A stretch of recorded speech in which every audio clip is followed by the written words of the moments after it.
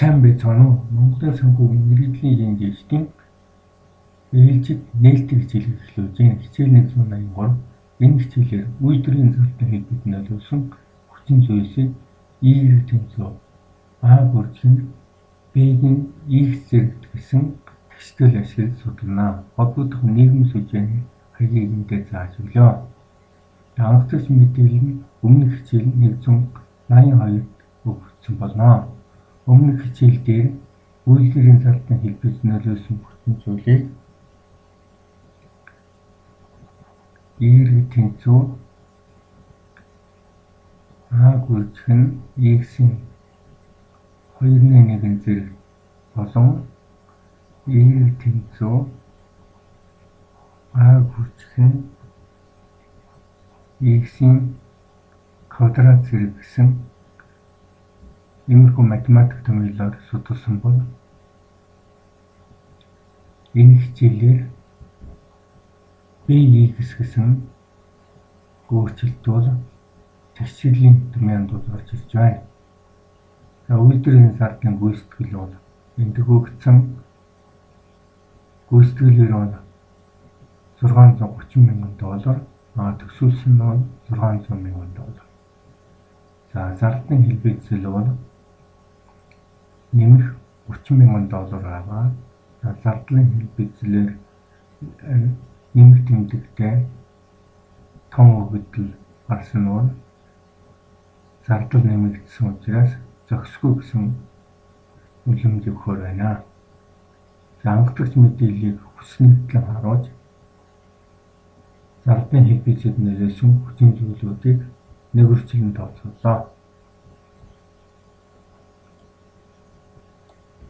Эхний ээлжинд X үйлчилжийн нөлөөллөг болж үзсэн. Энэ дээр бол тооцоо орох буюу 2-р мөрөндөх том мэдээллээс 1-р мөрөндөх төсвөлсөн зардлын хэмжээг бол хассан байна. За энд бол А тогтмол параметр энд өгсөн. За энэ дээр бол харин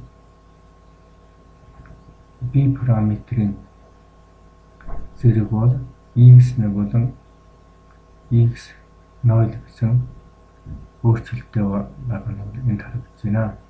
За энэ бол 40 квадрат гэсэн мэдээлэл бол энд ингэж бичсэн байна. За ингээд бол нөлөөллийн томогдох бол хасах тэмдэгтээ гарсан байна. За дараа нь бол энд бол заавал тогтмол хэмжигдэхүүн харин бол B параметрийн нөлөөлөл энд гарч ирсэн байна. За зардлын хэлбэцэлд нөлөөлсөн